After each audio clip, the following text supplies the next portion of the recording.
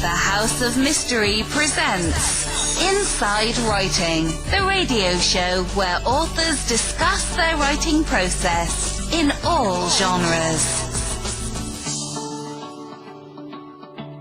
Welcome back to the interview part of the show. Today is joining us, as we mentioned in the intro, we have the author of Tinderbox, and that's Robert Fieseler. Thank you for taking the time to talk to us today. Happy to be here, Alan. Robert, first of all, what drew you to this story that you wrote in Tinderbox?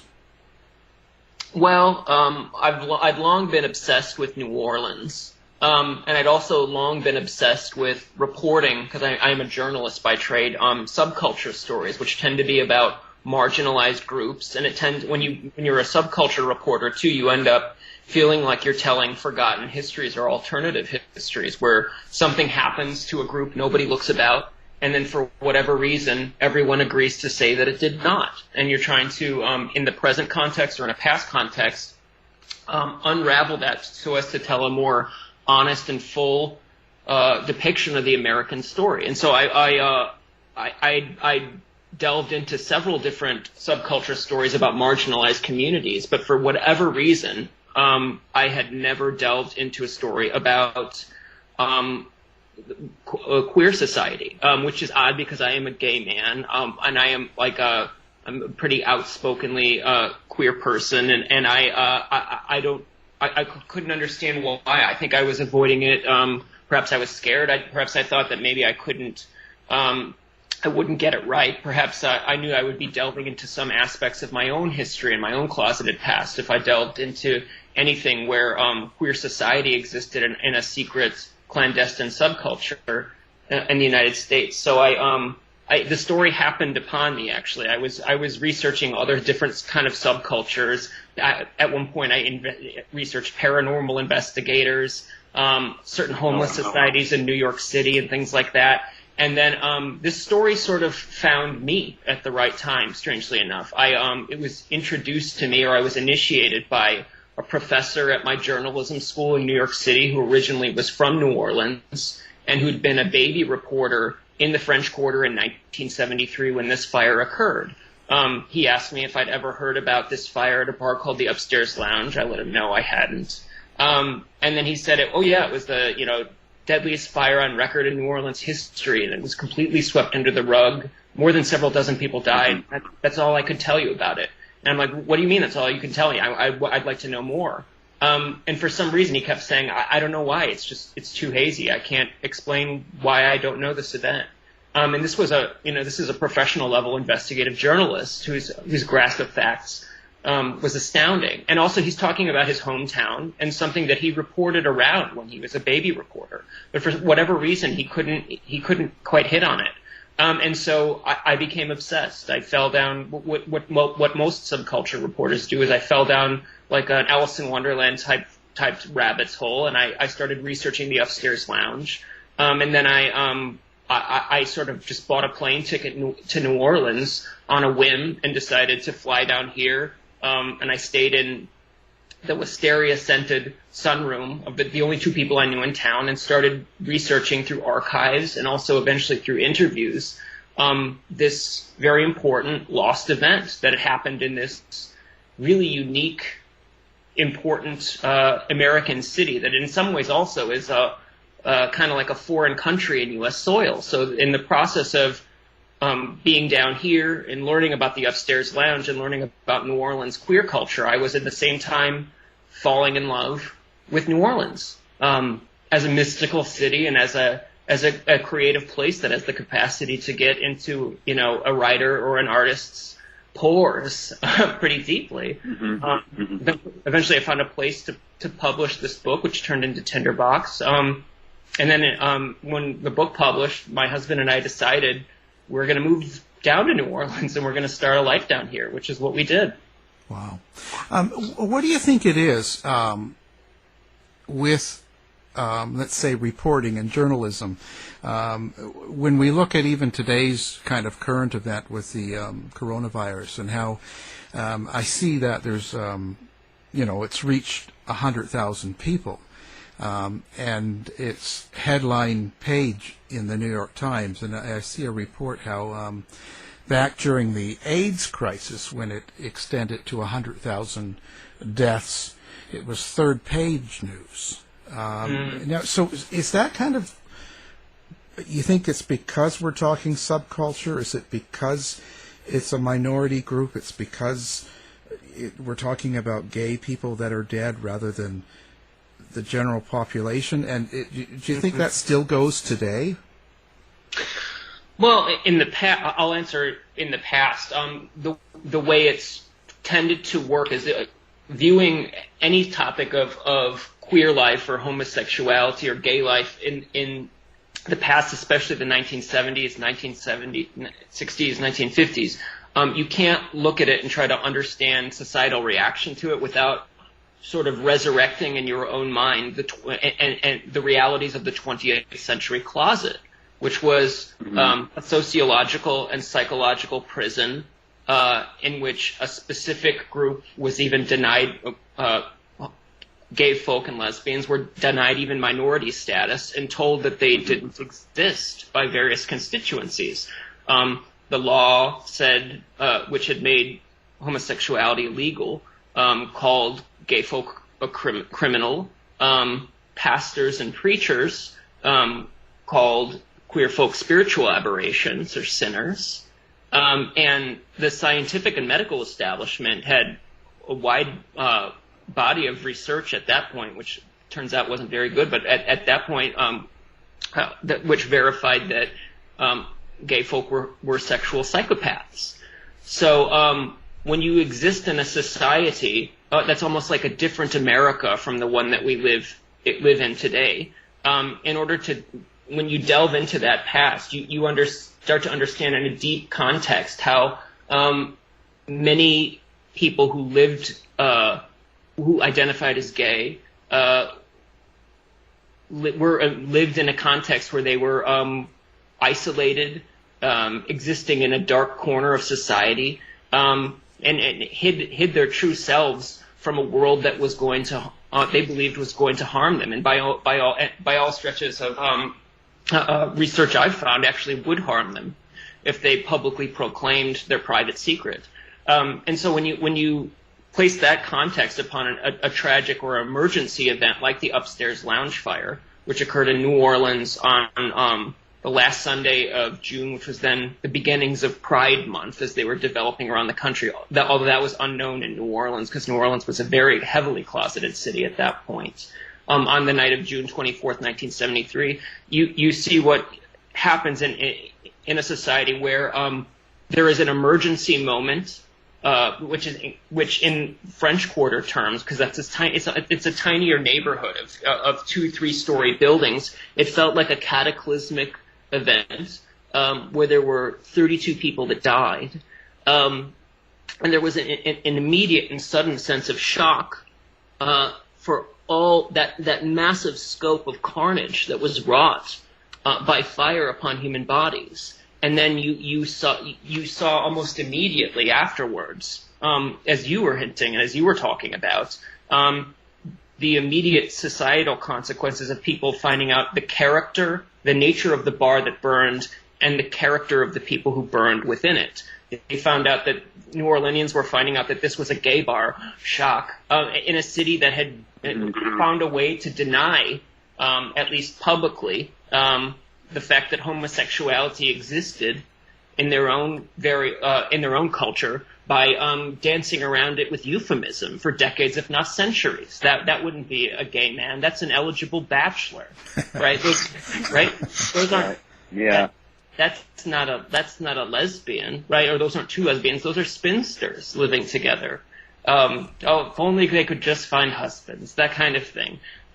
Those two men that live down the street are longtime companions, but they're certainly not.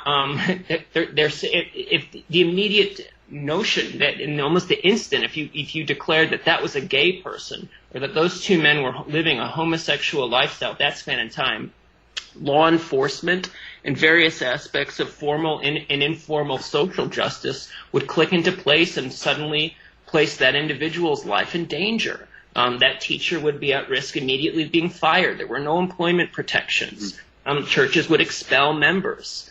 Gay men in the 1970s and 1960s, especially at various points in time, when you would meet queer folk from that era, most of them at one point had been married or were married with children, because there was a belief that, especially for a long span of time, that the sacrament of marriage and the intercession of the divine would cure you of your secret burden, and magically make you straight, which unfortunately, as the result, you would see from the number of divorces, was not true, and that was not the case. But so these men were living at great risk of expressing themselves in this way. And so when a bar like the Upstairs Lounge burned, there was shock from a city that was forced to acknowledge that this type of bar existed, although there were actually 25 such bars existing in the French Quarter at that time period. There was such a large queer population in New Orleans in the 70s. It was called the queer capital of the South. But they were forced to openly acknowledge what had then, up to then, been an open secret. And so it created a lot of shock to the system. It created it shook loose a lot of bias against the victims themselves. And so the media would, for example, be very uncomfortable about not knowing how to cover this type of events.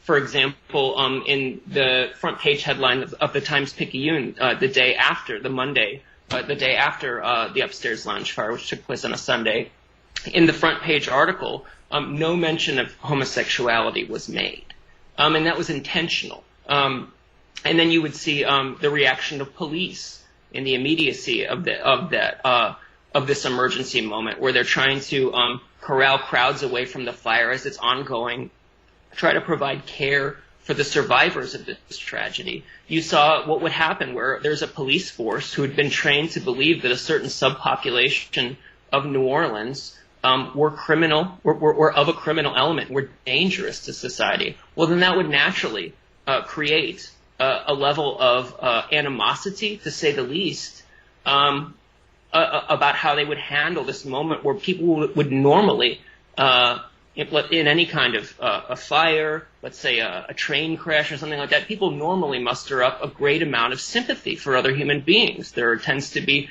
a lot of heroism that builds out of such dramatic moments. Much less so in the case of the Upstairs Lounge fire, because this involved a scandalous type of bar that burned, in which many people were believed to be conspiring in criminal behavior. And many individuals thus did not grieve the deaths of the gay men who died terrible deaths. Really, one of the worst kinds of deaths you could die imaginable, burning alive. In a bar of that type. Listening to your book too, I also get the feeling that you kind of suggest, I believe, that this is sort of the reason why they never really solved or prosecuted anybody, is what I should say, prosecuted anybody for the murders and the burning of the bar. Mm-hmm. Yeah. I mean, you have to think in the era of that time, if you were to transplant yourself into that space, where the greatest social context probably the average American had about homosexual life was the rape scene in the movie Deliverance. And when you understand homosexuality from that violent lens, you'll understand that the city of New Orleans, which was increasingly dependent on the tourist dollar, it still is, tourism is the major industry in New Orleans now, would perceive an event like the Upstairs Lounge, in which a bar on the seamy border of the French Quarter had burned, right? And people had died inside of it. Just stop right there. That already is bad press for a town that's trying to draw tourists and business conventioneers in for consequences-free weekends and conventions and things like that. And then from there to understand that this was a gay bar, which would obviously throw up in the faces of New Orleanians before they were ready to deal with it, the reality that there was a large, clandestine, secretive queer population living side by side and contributing to New Orleans society. And then from there, once you delve into the police investigation, you'll find that in all likelihood, as you were talking about, there was a bounty of evidence that pointed towards a chief suspect, a gentleman named Roger Dale Nunez, who was an internally conflicted gay-for-pay hustler, who was known to many of the upstairs lounge victims and survivors on the street that where the upstairs lounge was located, a street called Iberville Street. And so that adds this additional layer of complexity that confounded officers and confounded city officials to the degree where you could understand why there wasn't exactly a lot of motivation to solve this crime. And it's not like the public was shaking down the doors so that people would say, "Who did this terrible thing? Somebody please solve it. We need answers." No, I mean, it was the notion that it was a gay bar that had burned. Most of the people who died were not heterosexual. We're not identifying a straight lifestyle, and that the fire was likely, in all cases, gay on gay crime. It was too complex, too nuanced for a society like that to process. So you could understand why an investigation for the upstairs lounge, why there wouldn't be an incredible amount of pressure placed on the police to tie this up with an answer that satisfied everyone, because the public, by and large, was not grieving this event. They weren't processing this event. They wanted it to disappear as quickly as possible, which is a large when you look at it from that angle, you'd understand why the upstairs lounge fire happened in June of 1973, and then the police investigation closed without the police questioning the chief suspect ever. Roger Dale Nunez was still alive at that point. It closed in August of 1973 without any answers, and the police report itself, in the documentation of it, I was shocked to find it, the police refused to even say that the fire was intentionally set, right? Even though in the same report, they note that the fire was started with the aid of lighter fluid and a spark in the front staircase. Which sounds like human action to me. Yeah. So there's a lot of contradictions and a confounded level of blurriness that sort of is draped over this entire event, which kind of lends it an air of mystery, even to this day, I think. When we talk about some of the people that were in the bar at the time, there was a Reverend Bill Larson that you talk about throughout, and another guy, a Pastor George Mitchell, I believe. So, didn't the police or the neighborhood sort of have questions of why people of the cloth, so to speak, were in a gay bar? Probably initially they did, until they found out that the kind of church that Bill Larson and Dwayne George Mitch Mitchell were part of, which was called, this was a radical gay affirming church called the Metropolitan Community Church, which had actually been founded by a man named Troy Perry in Los Angeles in 1968. In the between 68 and 73, it had sort of spread around the country with various missions and churches opening up, and queer-friendly ministers serving a predominantly gay flock, with a positive message about a gay accepting Jesus Christ. So this was not a church that had been accepted by very many other Christian church bodies, needless to say. And Troy Perry, the founding pastor, was at that point considered a religious radical, and really he was probably the most visible and outspoken homosexual in the world at a time when it was not popular to be so. He was one of the few gay Americans who would insist upon his face being shown in news articles and his real name being used when he was quoted, which was very unique for the time period and upset and rankled a lot of people. So by 73, there was a Metropolitan Community Church branch in New Orleans, and Bill Larson was the interim pastor serving there at that point. He was an incredibly well-respected man. He's known as kind of a fatherly sort of person, and he had actually led a religious service for many of the upstairs lounge bar victims at that point earlier that Sunday on June 24th. Afterwards, after the religious service was over, evidently something special had happened in that service. This was the Metropolitan Community Church and also Bill Larson. Most of the upstairs lounge patrons and regulars at various points were of a working class background. It should be noted. These were not people of financial or political means. And so at that service, there had been a sort of hubbub because everyone was excited.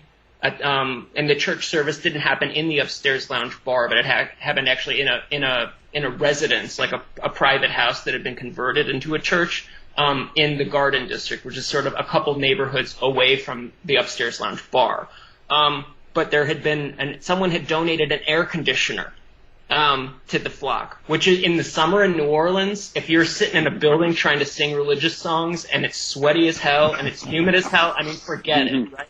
Just the human aromas alone can be unbearable. So these people were these queer folk were at the with the MCC were excited that someone had anonymously donated a air conditioner, and they thought that was right cause to celebrate. I mean, in New Orleans, parties can happen at the drop of a hat, and the donation of an air conditioner is as good a reason as any. So the church folk agreed to regather later that night at the upstairs lounge, which the MCC of New Orleans Church and the upstairs lounge bar sort of had a long-standing affinity relationship together. For once, the MCC of New Orleans had been sort of a roving flock. They were holding services for about 3 years or so, and they would hold services in apartments up until they were either evicted from that place or for whatever reason they'd have to pick up and move and wander around town. It wasn't exactly they were like a stable congregation. So at a certain point, Phyllis Stevie, the owner of the upstairs lounge, allowed them to hold their religious services in the back theater hall for about a certain span of months in 1972. And they'd actually held church then in this gay bar, which served as a kind of community gathering place, more than just a gay bar. The upstairs lounge was a sort of magical spot where a lot of different sort of events or different things could happen, especially magical, I should say, for the people who considered it an oasis and a haven. It was sort of like a gay version of Cheers, where a lot of gay couples would gather. There'd be gay religious folk amongst each other. There would be a white baby grand piano in the corner that they would be crooning on ditties together, singing songs. Because it's gay folk together around a piano, guess what they're singing?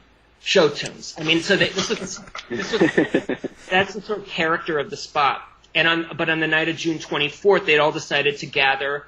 They were excited about the donation of this air conditioner. They decided to gather at the upstairs lounge that night on Sunday, specifically because Sunday was the best night of the week at the upstairs lounge. It was drink special night, right? It's called the Beer Bust. $1 for 2 hours of unlimited draft beer plus a returnable 50-cent deposit for the pitcher. I mean, this was New Orleans in the 70s.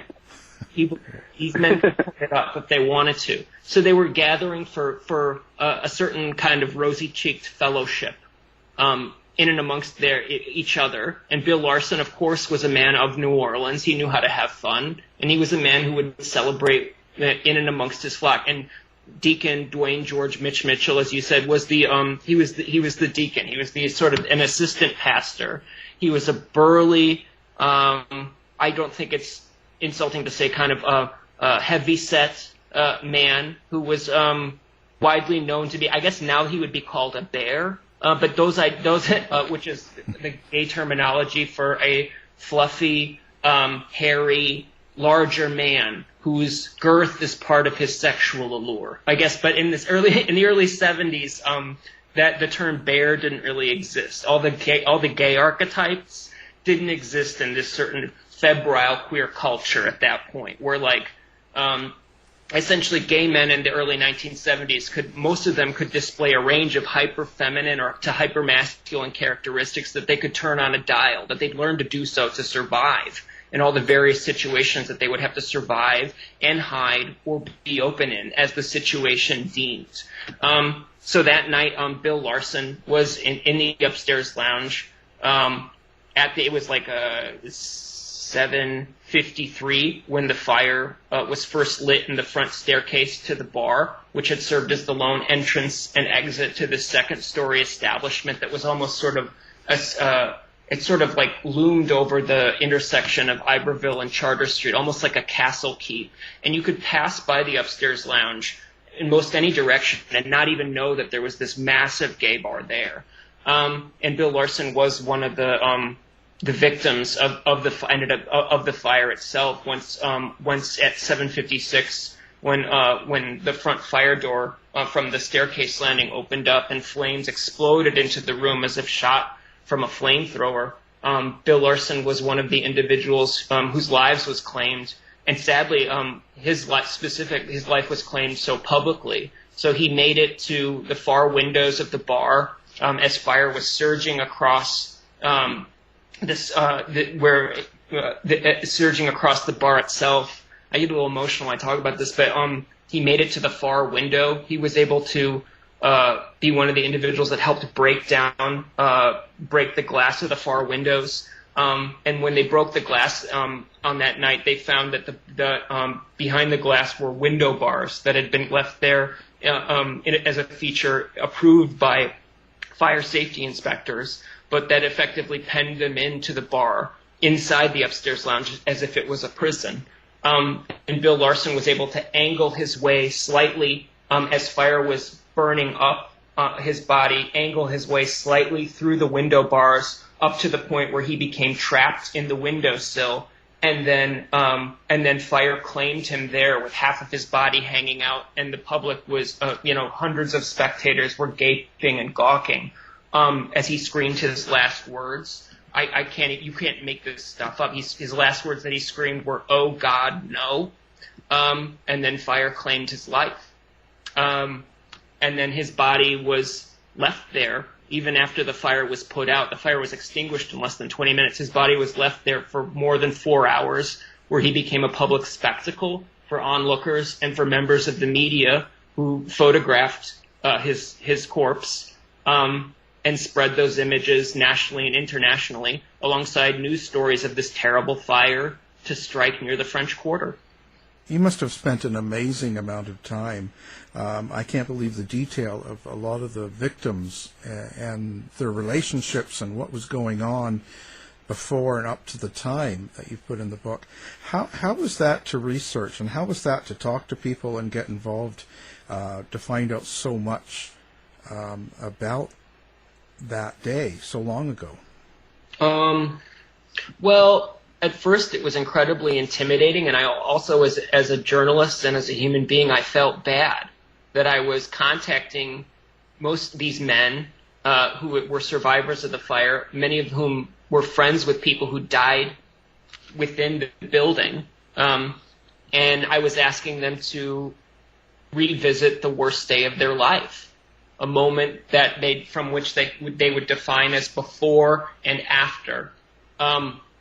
And I was asking them to rehash memories that were very difficult for them to articulate, because they're describing things that almost sound unreal to the average person. I mean, we're not a society that most of us haven't experienced war combat. We're not used to gore. We don't understand how fragile a human body is. We don't understand what can happen in a small span of time when you introduce fire into an enclosed space. And so it was very difficult, and it would oftentimes take some upstairs lounge survivors, such as a gentleman named Ricky Everett, had processed this event, either through therapy or through religious counseling, etc., where part of his recovery process, I think, is telling and retelling his story about what happened to him. And actually, Ricky Everett was the best friend of Bill Larson, the pastor who died in the windowsill. Speaking to Ricky was less, it felt less like often as a journalist, it feels like sometimes you're angling around the story or angling around the light, and you're almost like a safe breaker, where you're trying to pose the right question in the right order of words that will become the combination that unlocks the safe and gets you to the point of the material you need to get to, which can sound very mercenary, but that's true. I mean, journalists like myself, we're sympathetic individuals, but we're not grief counselors, correct? There's a reason why we're interviewing someone, and we need to get to the point and the place where we feel like we are receiving the information that we seek in an honest and forthright way from an individual. And that could be very difficult with upstairs lounge survivors, where it felt like I didn't want to do any sort of undue damage to them in the process of them reliving the worst minutes of their life. They're talking about for most of the upstairs lounge survivors, we're talking about fire entering their favorite bar, in which essentially most of their best friends are located. And within a span of 3 minutes, they either escape or don't. They either escape because they're thin enough to pry their way through the window bars, or they followed out a bartender of the upstairs lounge named Buddy Rasmussen out a secret, unmarked back exit, which nobody knew existed, but a secret fire escape. Or they didn't escape, and fire claimed their lives. And so it would be oftentimes a long process, where it would be 3 or 4 different interviews before we could get to the actual day of the fire itself. It'd be a lot of dancing around it, up to the point where I would just tell them, "I'm so sorry, I think we're going to have to talk about this." And then there would be a lot of tears. An incredible amount. Some upstairs lounge survivors still, because this fire occurred at a time when queer folk were incredibly suspicious of psychologists and psychiatrists who called them psychopaths. So many never sought counseling and haven't. And this was also in the early 1970s, before anything was known about trauma and trauma's effect upon the human mind. And so many of these individuals actually haven't fully processed this yet. Many of them will never process it in that way. Some were able to, though. So the upstairs lounge survivor, Stephen Duplantis, it was probably about a 3-year text message email game trying to get him on the horn, where I thought I would be able to do a phone interview with him about that day. And it turned out eventually he decided he couldn't do it over the phone. I had to drive out. He lives in Lake Charles. I drove out to Lake Charles specifically for this conversation, and then I sat down at it was like a jazz bar near McNeese University. I sat down with him. It was very loud. He let me record him, and it was 3 hours of him just being motor mouth. He could not stop talking about what had happened that day. And in some aspects, that was one of the greatest conversations of my life. And most meaningful. One thing I should say, too, is a lot of these interviews I would have with upstairs lounge survivors weren't all sad. And I think it's important to note. I mean, a lot of them had when they were recounting memories of the bars and of the bar and their friends and things like that, I mean, they would have really funny stories. These were men who cultivated it took me a long time as a queer person and in my own coming out process to understand that gay folk develop oftentimes really great senses of humor as a way to repel the darkness and negativity and prejudice that they face. And so, many of that was absolutely the case with the upstairs lounge victims in most situations, where they would have incredibly razor sharp senses of humor, where I would be almost feeling like I wanted to cry at one moment, and then in a split second laughing about some piece of gallows humor they offered, something that you would never think someone would make a joke about. It was absolutely their right to make a joke about it if it was a difficult point. But incredible men who found ways to survive something that most of us can't quite imagine. And I was going to say, too, now you've mentioned about the Catholic Church refusing the proper burial rites. So has that ever been fixed? Has that ever, what can I say, has the church ever come around to giving proper rites or rectifying that sort of ending that they had? No, not really. It's still a game of touch and go with them, and mostly denial. So the archbishop in the 1970s was a gentleman named Philip Hannon, who was known for a long span of time as the Pope of New Orleans. New Orleans is an incredibly Catholic city, like more than 50% Roman Catholic. And Hannon himself, the archbishop, was placed on a pedestal. I mean, he wrote books that have been bestsellers. One's called The Archbishop Who Wore Combat Boots, because he had served in World War II as a chaplain, and was by most stretches of the imagination a war hero in its own right, and an honorable person who fought in some cases for certain issues involving racial civil rights.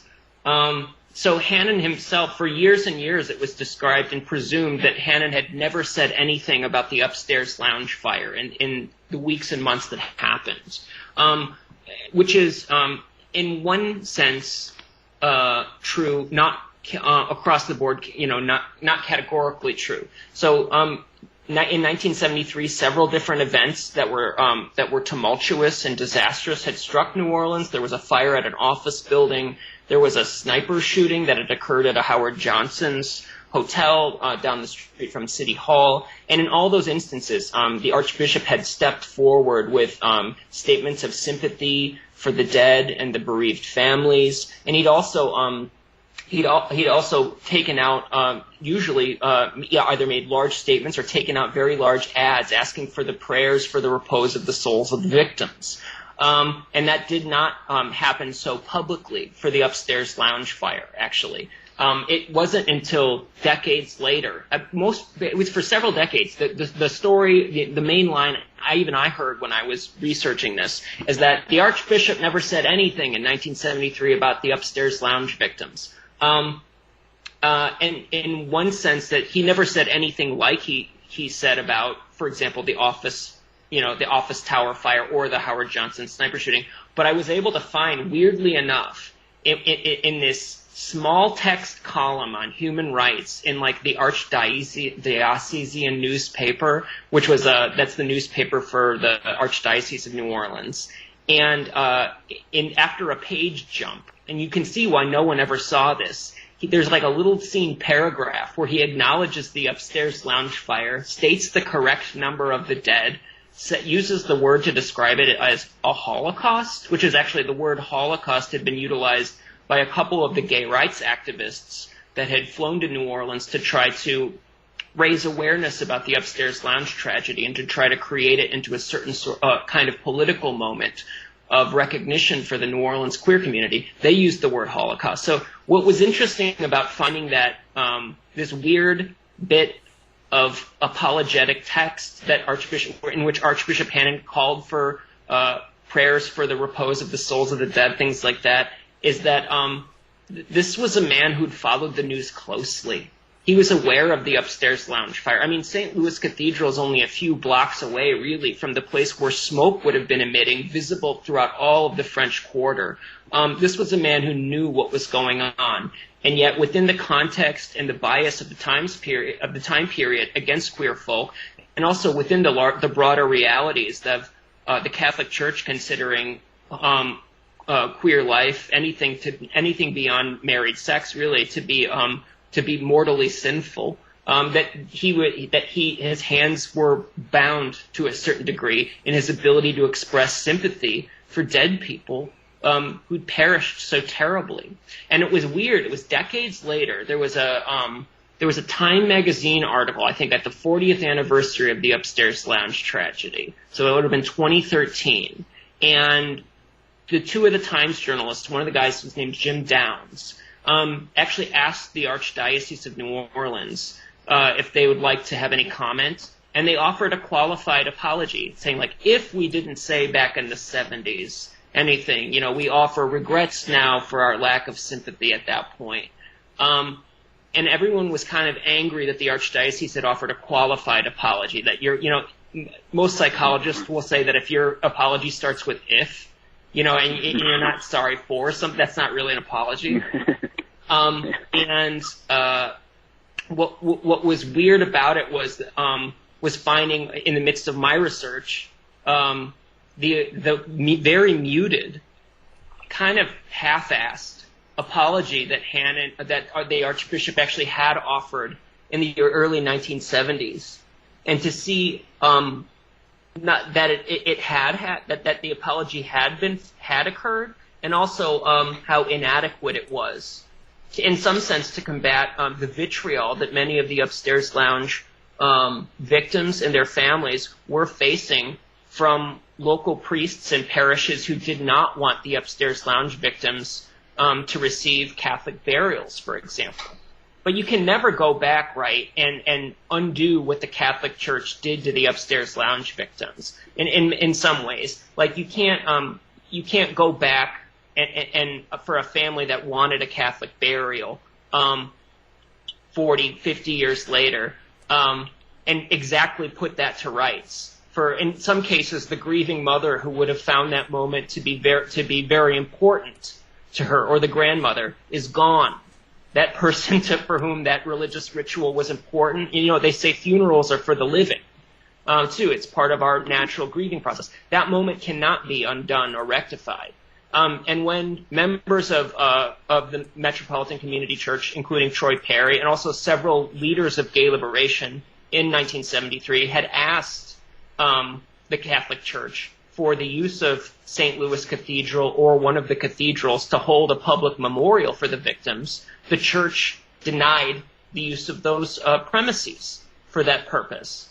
And there's really no way to go back and say, oh, that was a clerical error. Oh, yeah, near the end of his life, Archbishop Hannon claimed to say that it wasn't he who had denied the St. Louis Cathedral, right, for the upstairs lounge memorial. It was one of his assistant priests who thought he knew his mind. So, it's like blaming an underling. And several different instances, scholars had tried to pursue Archbishop Philip Hannon up to the moment of his death, which is actually in the early 2010s, to see if he would ever want to publicly issue an apology, or at least admit that what he did in 1973 was inadequate, with the gift of time even. One of those good questions, like, with the gift of time, would you have done anything differently, sir? I mean, it's a softball where you'd be like, yeah, to say yes in those instances. And he declined all interviews, all opportunities to make a statement that I think would have nonetheless been incredibly meaningful to the families and children of the upstairs lounge victims, who in some cases have had incredibly personal, acrimonious relationships with the Church since the Church disrespected their fathers in death. So what do you hope that people take away from the book? So when they take the book home and read it, what is it that you want them to walk away with? I want them to understand that the upstairs lounge fire was an important event. It was the deadliest fire on record in New Orleans history, the deadliest mass killing of homosexuals in U.S. history, actually, until the 2016 massacre at Pulse. That this was an objectively important piece of American history that should be studied and known. I would like for readers to understand the context of the upstairs lounge fire and to understand the context of the 20th century closet as it existed, and to understand that the sociological institution of the closet, that widespread conspiracy to turn away from all things non-heterosexual, was a that conspiracy was a miserable one, and that the closet itself was an institution that did not protect families or protect sexual morality, but that in fact it was an institution of great corruption and great violence. So I'd like for that message, I hope, to echo through that what happened, that there were essentially three tragedies to the upstairs lounge fire. There was an entire sub-society of men who were forced to live secretly, to live as ghosts in their own society. Then those men who were living as ghosts in their own society were murdered in an intentional fire. And then all memory of that fire was wiped from the slate of history for a span of decades, only recently revived in the 20th century, actually, where people are now talking about the upstairs lounge fire as an event. So within all those layers, I hope people understand that the notion of clandestine sexuality and secrecy, or the social push that you sometimes hear from religious right conservatives, like things would just be better if those flamers would just not be so open, holding hands, being so open about their sexuality. Can't they just be secret? Can't they just go slink off into the corner and do their shameful act in the dark? Well, to those individuals who would say that in the current context, one can say no, and the reason one cannot is because when you are forced to exist in in darkness as if you were a member of the criminal element, you cease to be a citizen, and all measures of protection, secular and religious, offered to American citizens under the ordinary circumstances no longer apply to you, and you will be denied those dignities not just in life but in death. So I hope they understand that. And then the last thing I hope people understand is the phenomenon of denial, and how powerful it is. The Upstairs Lounge fire was an event that an entire city, an entire culture was able to deny for decades. It's incredible. They were able to silence the reality of a burning building and all of its screaming voices. That should be an alarming kind of marker, I think, for people to understand what within human nature we were able to erase, and the consequences of that. Because, even if it seems like, oh, well, it was just another group's sad event that was erased, right? I'm not LGBT, so I shouldn't worry about the LGBT folks' silenced event. Well, look, I mean, at any point, any given point in a society, whatever way you identify you might place yourself as the odd person out, right? Someone might draw a circle and you might not fall within it. And in that case, you can become you can become vulnerable to being erased in such a way. And the capacity for denial in American society is profound. And I think we see that in our contemporary social context as well. With what people are willing to put up with so long as they're allowed to live some semblance of their normal routine. In order to do that, they will pretend not to see a great number of things. Rob, is John. One thing I was really interested in, and mainly this is because it's something that I discovered in researching my book, was sort of the racial dynamics. Dodging burning stuff in the 1940s or 1970s, but there's all this sort of complex sort of racial dynamic between, the black gay culture, the white gay culture, the black straight culture. Can you talk a little bit about that and, Sure. how that intersects with this tragedy? Yeah, I mean that adds an elevated level of complexity to the Upstairs Lounge tragedy, and this was something I actually started delving into and finding out more about after the book was published. But so, in New Orleans in the 1970s, there was street slang for black gay queer folk and white gay queer folk. The street slang was dinge and snow. A black gay man was considered dinge, or dark, or dusty, and snow was the reference to white purity, that kind of thing. And dinge and snow culture was quite profound in a southern city like New Orleans, where pretty much every gay bar was racially segregated, so long as you were black, dark-skinned, showing as African American. At that point, there were very few bars where a black gay man could walk in and get a drink if there were white customers around as well, except the Upstairs Lounge. The Upstairs Lounge was offered a wide exception to that, where it was one of the few gay bars where there were black gay regulars drinking side by side white gay regulars and dating each other and falling in love with each other, which at that time was considered scandalous. Dating across race, even if you were gay, was very controversial in New Orleans, even at that point. And there's even a more complex racial dynamic that I'm not going to delve too far into, but in New Orleans, the phenomenon of Creole culture and the phenomenon of light-skinned blackness and passing or not passing as white, etc., is this whole other layer that gets added on top of that. And so there was a black gay victim of the upstairs lounge fire, a gentleman named Reginald Adams, who had met and fallen in love with a person who was experimenting with various genders at that point. The word transgender didn't exist, although this person would now identify as transgender, but that word wasn't even in common parlance, and she didn't know it at that time period. But so a person who came to be known as a woman named Regina Adams was met and dated Reginald Adams at the upstairs lounge. So that was a couple that was bridging all sorts of divides at that point, racial and gender. I mean, it was like as radical as you could get in New Orleans society. Yeah. And Regina had actually,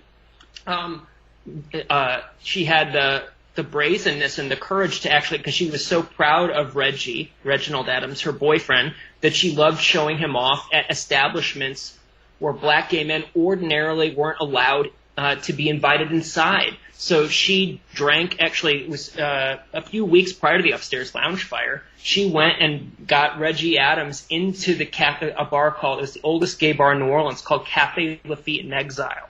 I mean, this is like the Tony gay bar of New Orleans. This is where like Truman Capote and Tennessee Williams drink. This is where like gay men wearing fur coats would sometimes drink. Of course, they'd like throw the fur coats down on the floor to help pad their knees at various points. Sorry, I don't want to make you guys blush. But so Reggie Adams and Regina drank there. The reason that this adds complexity to it is because after the upstairs lounge fire occurred, one of the loudest voices for silencing any talk of the tragedy were white gay bar owners who wanted their clientele to return back to gay bars in the French Quarter, and who wanted to allow gay queer folk in New Orleans to have their secret lives return to normal. And one of the outspoken individuals who wanted all talk of the upstairs lounge fire to sort of dissipate was one of the owner of Cafe Lafitte in Exile at that point, a guy named Tommy Hopkins, who, and it's a viable question to ask whether he was irked by the fact that the racial policies in his own bar had been violated several weeks prior because of what was going on at that upstairs lounge bar, where it was considered wild to have black gay men drinking side by side white gay men just down the street, and so I'm certain, and I can't validate this beyond my own reportorial understanding and a conclusion I draw based on my research, that the racial policy of the upstairs lounge, the fact that they allowed black gay patrons, did affect the way that the gay community responded and hushed the upstairs lounge tragedy after it occurred. They were already a bit annoyed by that bar, and then that bar that was practicing something that a lot of people didn't agree with burned to the ground, and some folk thought good riddance. And it's tough. There was actually a black gay bar, too, that was so isolated were the races in the local gay community that there was a black gay bar down the street from the upstairs lounge, located on a second story, accessed by a single staircase, does this sound familiar? Called the Safari Lounge. And the Safari Lounge actually, it was the week after the upstairs lounge burned to the ground, the Safari Lounge was closed surreptitiously. It almost as like by fire inspectors that were looking to do something to prove that they had made Iberville Street in the French Quarter safer. And if you were looking for a viable mark or some place to close where individuals wouldn't raise their voices too loudly, a black gay bar was the perfect spot. Because the black gay was, not just under pressure from stigma from the white gay community. There was also stigma from black gay church culture. So a black gay bar, in essence, was one of the most vulnerable places after the upstairs lounge fire occurred, and it was actually the only gay bar that closed in the quarter in the span of time that happened afterwards as a direct result of the clampdown on gay establishments for fire code violations and all sorts of things like that in the weeks that followed. So it was weird. It's weird to think about this, but my research, when I was delving into this, I was shocked to find that a fire at a gay bar on one street resulted in the permanent closure of 2 gay establishments and the permanent erasure of 2 gay bar cultures. Mm-hmm. And that has everything to do with racial dynamics, which were true not just of New Orleans, too. You could go throughout the South, actually, and words like dinge and snow and the bias about interracial gay dating, you could even find in places like New York City. I mean, the civil rights movement and the gay rights movement had not yet found common cause or parity in a lot of different aspects in the early 1970s. Well, so now let's give the listeners a place that they can reach you. You have a website out there? I'm at rwfieseler.com. That's spelled Fieseler. Or you can reach me on Twitter or Instagram at wordbobby, WORDBOBBY. And that's for people who can't spell my German name, and I understand why they can't. There's a lot of E's, and some people can't get my website right. So sometimes it's just easier to go on Twitter or Instagram to go to Word Bobby, and that's where you can find me. Fantastic. Now, we're going to have that up on our website, as well as your book, Tinderbox. Robert Fieseler, thank you for being here. Thank you. Appreciate it. This was great. To find out more about our show, guests, or to listen to past shows from our archive, please go to www.houseofmysteryradio.com. The mission has been completed. The end! By George, he's got it! It is the end! I'll see you. If you're lying to me, I'll be back. This has been a production of Something Weird Media.